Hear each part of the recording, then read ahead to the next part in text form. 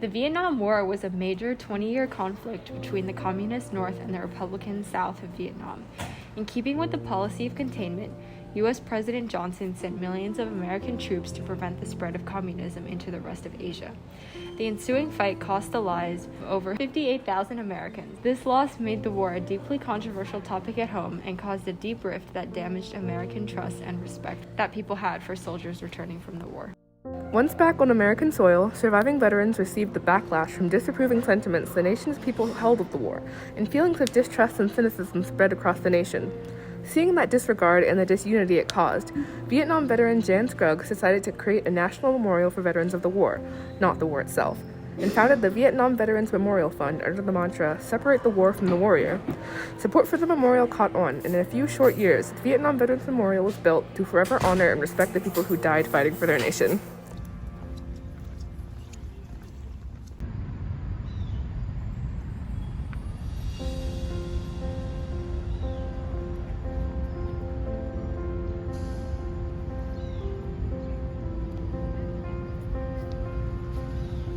The Vietnam Veterans War Memorial is cut into the ground. It's in the shape of a V, and it is in remembrance of all the lives that were lost during the Vietnam War. Every person who was confirmed missing or who died during the war, their name is carved into the stone around this memorial, and I think it really symbolizes the amount of loss that America went through during this war. And the memorial is supposed to represent really like an escape from the real world as you come into this place and you think about the historical significance and what it personally means to you, and just remember what happened. And so the ground actually it goes inwards as you reach the center of the memorial.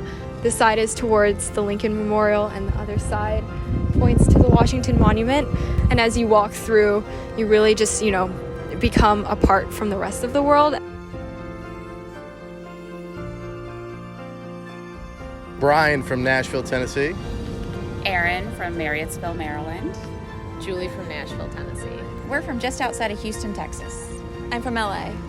Just a representation of all that we lost in the Vietnam War. To me, it's just a symbol of sacrifice. Very appreciative of the people that are willing to sacrifice so much so that we can do this right here. Going above and beyond, service before self. I don't think I have any direct connection to the Vietnam War, but I think just the idea of being an American and being patriotic and respecting the people who did sacrifice themselves for their country, whether or not you agree with the war itself or what happened, I think is important. When you think about how conflicted and how torn our country was on this war, and sadly makes you think of how torn and conflicted our country is on so many issues today. And so to me, this one means even something more, because I feel like we're in a similar situation today. What the cost of freedom is. I think for me personally, it's more of, like I said, a kind of patriotic and sort of respecting sacrifices that people have made. And then I think with the nation itself, I think historically it was a very divisive war. But I think something that every American can probably agree on is respecting people who have put themselves on the line for the country, regardless of if you agree with the politics behind it. Kind of a unifying thing.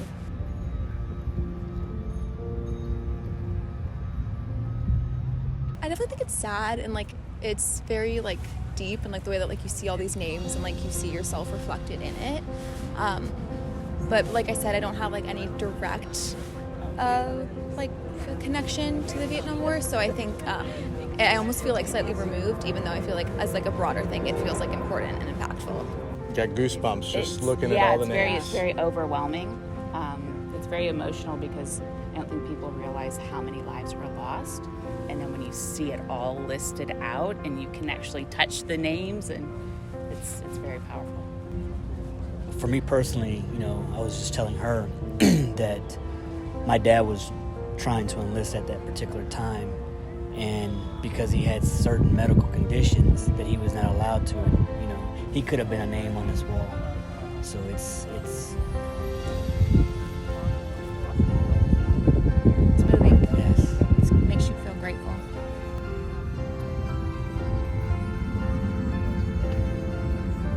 As we approach the center of the memorial, you can kind of see like the apex of the whole monument, and it's here where the two dates are. So carved into the stone is the date at the end of the war, the beginning of the war, and the names are actually carved in chronological order from beginning to end. So the last people who passed away, their names are carved here, and the first people start over here. And it's sort of tying together like the beginning of the war and the end of the war in one circle.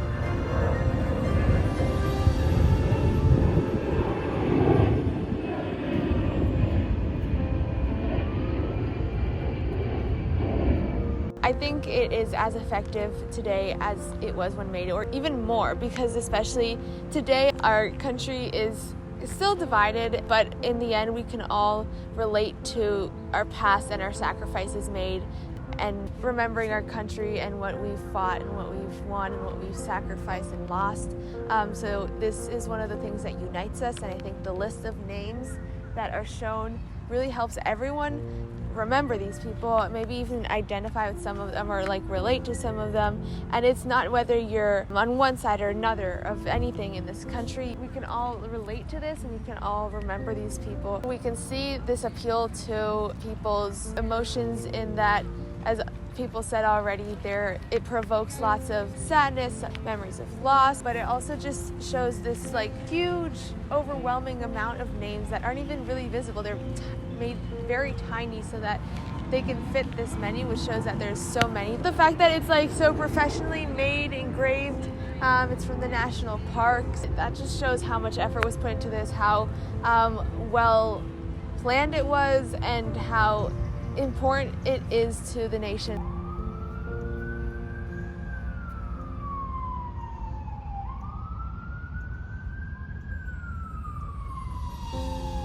The controversy for this monument was around its design, which was created by Amaia Lin in 1981 for the competition to create this memorial. Lin's minimalist design really outraged a lot of people because they thought that it showed, they thought that the simple black granite and list of names showed the nation's guilt or shame rather than the honor dying for your country has. And so the monument itself was actually called the Black Gash of Shame when it first came around. However, this controversy doesn't really exist anymore in our present day, and it doesn't really influence the way people honor the names that are marked on this memorial. There we got it. Hold on, still. So the flag behind us, is obviously the American flag, and then below that there's the POW flag, which is the four prisoners of war and people who are missing in action, MIA.